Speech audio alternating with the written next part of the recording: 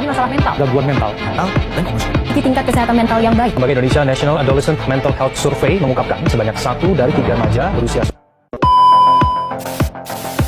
Nah, ternyata banyak banget anak sekolah dasar yang lagi struggling sama kesehatan mental. Seperti ada anak yang stres sama sekolah, stres sama pelajaran, terus kemudian ada yang dibully, kemudian juga ada yang masih takut ngomong, bahkan ada anak yang nggak mau masuk kelas. Sedih banget gak sih?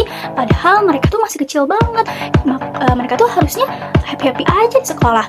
Nah, dari situ kita jadi sadar bahwa pendidikan karakter, pendidikan dan kesehatan mental itu penting banget. Bukan cuma pelajaran doang yang harus kita pelajari. Kadang juga ada anak yang kelihatan ceria, tapi dalam hati mereka lagi capek, takut salah, atau merasa mereka tuh gak punya teman. Nah, makanya pendidikan karakter di sekolah dasar itu tuh sebenarnya bukan pelengkap, tapi kunci utama.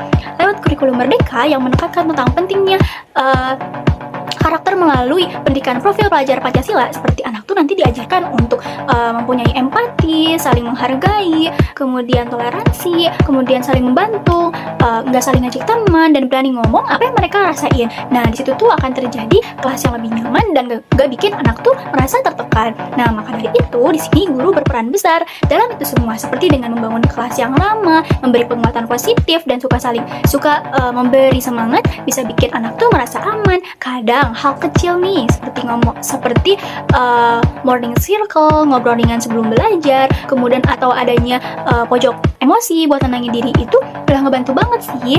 Nah, intinya dari aku tuh, kalau anak dibentuk dengan baik dan mental mereka dijaga, nah sekolah juga bisa jadi tempat yang seru dan aman buat tumbuh bareng-bareng semua anak itu, karena semua anak itu punya hak dan hak bahagia dan belajar tanpa takut.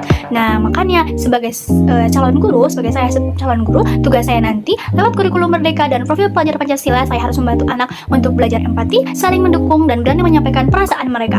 Karena tujuan sederhananya agar setiap anak itu merasa dihargai tanpa takut belajar dan bisa berkembang dengan penuh dengan percaya diri. Mungkin segitu saja dari saya mengenai pentingnya pendidikan karakter dan kesehatan mental anak di sekolah dasar.